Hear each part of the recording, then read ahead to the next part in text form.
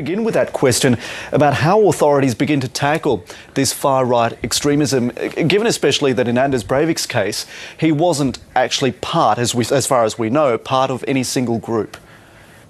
Good evening. Thank you very much for having me on. Well, Anders Breivik may have been a lone terrorist in that sense, but one has to actually understand the social and political context in which he performed his atrocities on July 23rd.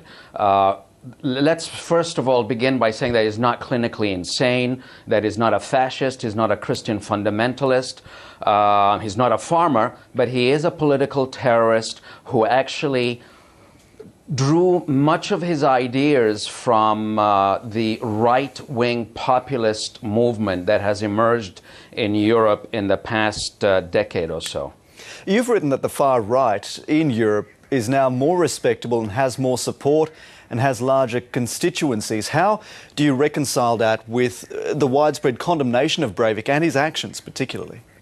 Well, actually, the far right is not let me sort of caveat that. The far right is not a terrorist movement. There are the lunatic fringe elements like him that may emerge singly or as part of leaderless resistance, or some groups that may actually believe that they move from ideology to action. But the far right has grown in stature and popularity in a Europe that is actually beset by a lot of cultural angst, a fear of multiculturalism, a fear of immigrants, the fact that they do not assimilate in their view, and this idea that there is a monolithic group who's taken away from the native population. So there is a growing intellectualization. I mean, this is not the right, the far right that one associates with neo-Nazi skinheads and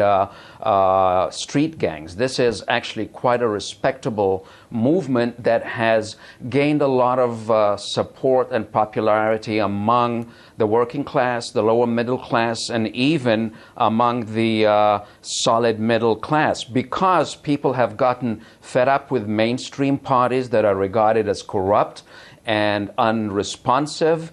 They are fed up with the EU and big government, and they basically are worried by the situation that Europe finds itself in. Now, I want to take a bit of a leap now to the United States. You're an American. I imagine you're watching the developments with the Tea Party and the Republican movement there with some interest. The Tea Party has done a lot for bringing the right of politics into the mainstream. Do you think in that particular case it poses the same sorts of problems?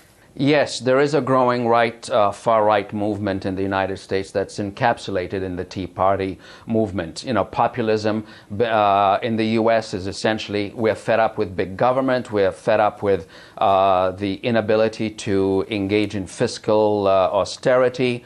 They've also imbibed some of the far-right's Islamophobia, which is actually the counter-jihadi current is pretty strong in the United States. And it is tapping into this tremendous political and social and economic angst that the United States is actually going through. So the Tea Party has a lot of elements to it. We're anti this, we're anti that, and so on. But it also is, it sort of harkens back to the sort of good old days, so to speak, of the 1950s and 60s, when there was prosperity, low crime, and social values were accepted, and so on. So the same thing you find in Europe as well, which is, you know, if you look at Anders Breivik's manifesto, he begins with, if you transport somebody born in Norway in the 1950s into the early 21st century, he'll find it a totally different situation, and he won't be able to fit in, you know, high crime, deteriorating infrastructure. These are the same kind of ideas that the Tea Party is talking about in the United States. What's the likelihood of movements like the Tea Party pushing American politics, domestic politics, into a direction that actually aligns with what Al-Qaeda wants? For instance, having the Americans get out of the Middle East? Well, you know, politics makes strange bedfellows. again, it's not all the Tea Party, but there's elements within the Tea Party, just like within the radical right in Europe, who talk about civilizational clash and cultural clashes. And so Al-Qaeda basically believes that Western civilization and cultural values, which is a form of Westoxification of the native population, needs to disappear from the Middle East. That includes the American military presence as well as American cultural values.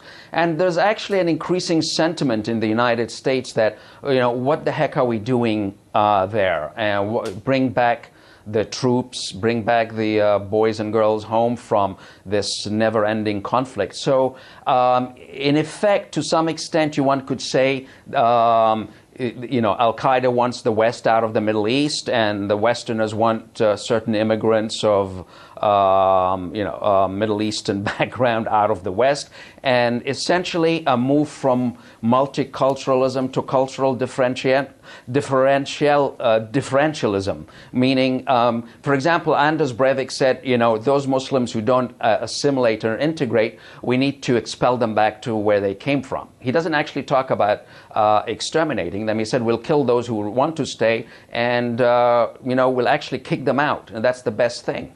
Now, I just want to ask you what lessons there are from all of this to be applied in our region, here in the Asia Pacific, because the demographics are quite different, the themes are quite different. We've got groups like Jamaat Islamiyah, Abu Sayyaf.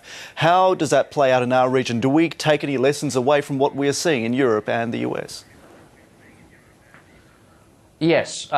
First of all, there are lessons at the mega level, and then there's operational levels.